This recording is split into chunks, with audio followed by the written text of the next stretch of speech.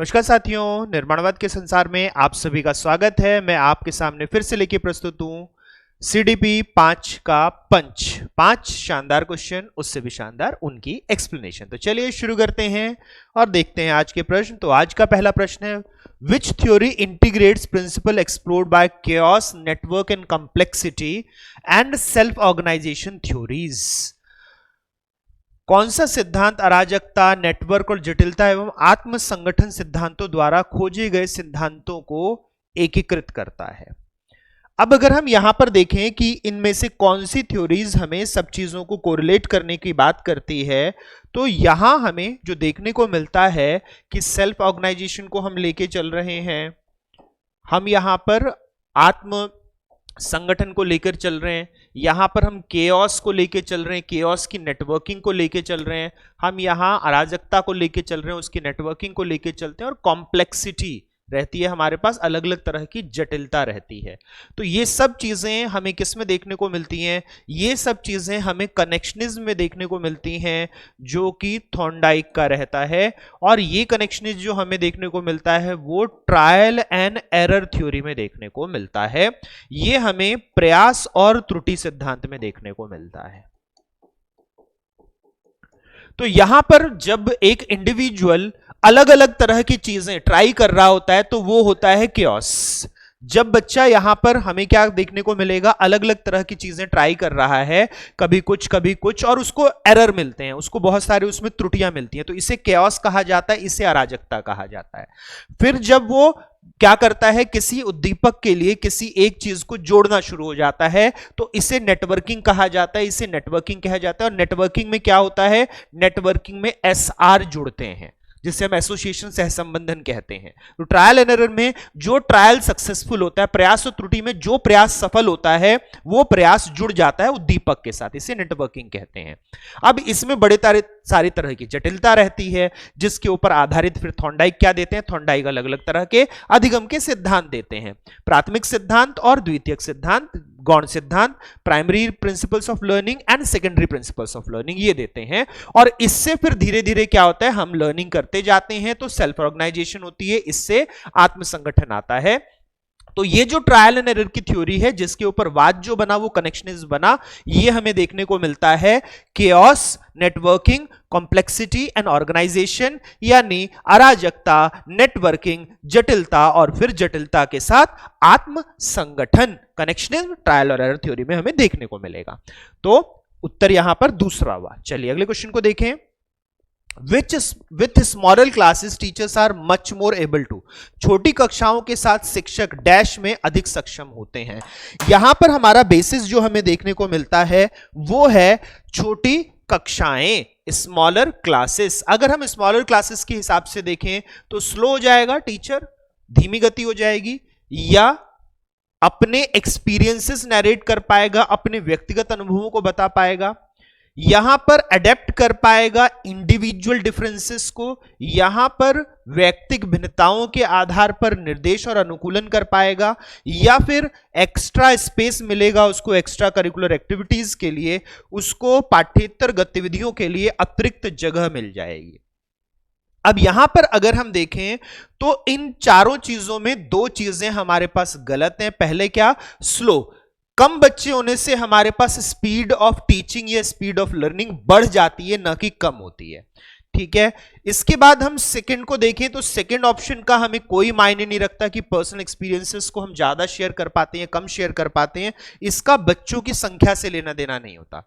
यहां पर हम टॉपिक और कंटेंट से जोड़कर इस चीज को देख भी सकते हैं, लेकिन बच्चों की संख्या चाहे 10 हो चाहे 50 हो, एक्सपीरियंसेस जितना शेयर करेंगे उसके ऊपर निर्भर नहीं करेगा।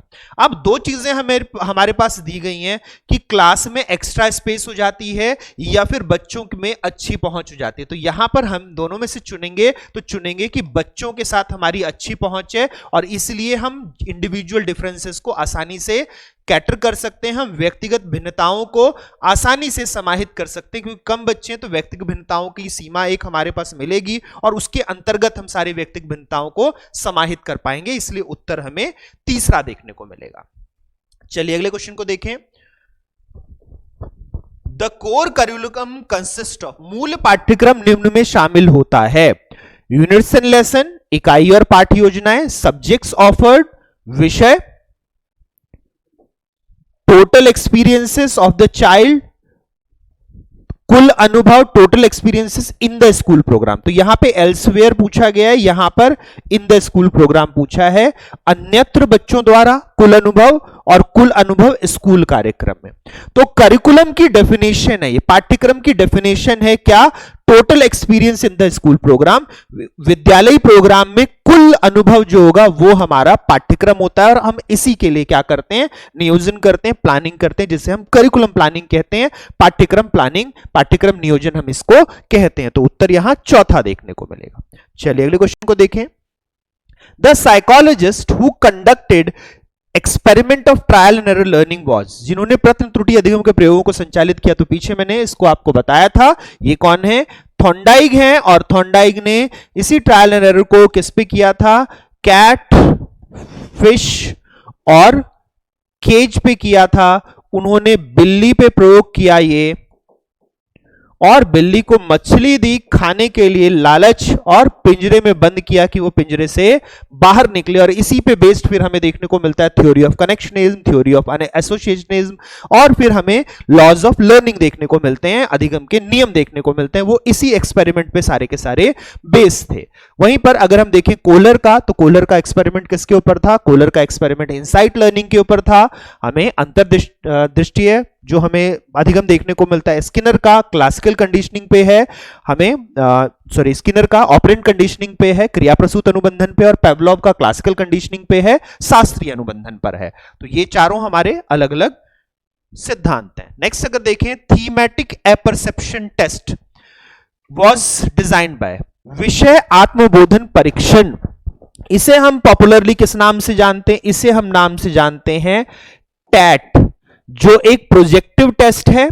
और यह दिया गया किसके द्वारा? मुरे और मॉर्गन के द्वारा, जिसमें 30+1 हमारे पास कार्ड्स होते हैं। इन कार्ड के बेसिस पर बच्चों ने स्टोरीज लिखनी होती है। उस स्टोरीज को हम जब एनालाइज करते हैं तो हमें बच्चे की साइकी पता चलती है, बच्चे के मनोविज्ञान का हम आकलन कर पाते हैं जब हम इन कार्ड्स को देखते हैं।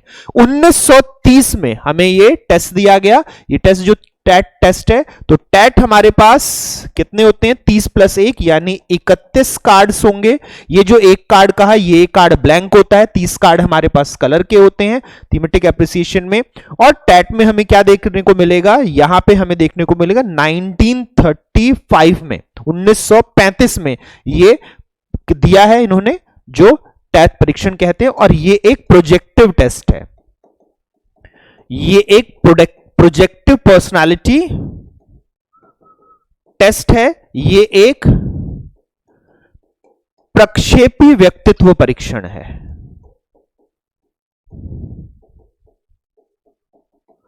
आंसर यहां चौथा देखने को मिलेगा। तो साथियों, ये था आज का 5 का पंच। उम्मीद करता हूं कि आपको सभी कॉन्सेप्ट्स इस क्वेश्चन से रिलेटेड समझ में आए होंगे बहुत अच्छे से, और इसको आप यूज करेंगे अलग अलग एग्जाम्स में। तो जितने साथी इस वीडियो को देख रहे थे, आप सभी का तहे दिल से धन्यवाद। उम्मीद करूंगा कि आपने अगर अभी तक चैनल को सब्सक्राइब नहीं किया तो सब्सक्राइब करेंगे, लाइक करेंगे, और चैनल और वीडियो को अलग अलग जगह शेयर करेंगे। तो जितने साथी जुड़े हैं, आप सभी का एक बार फिर से धन्यवाद। फिर मिलते हैं साथियों, नमस्कार।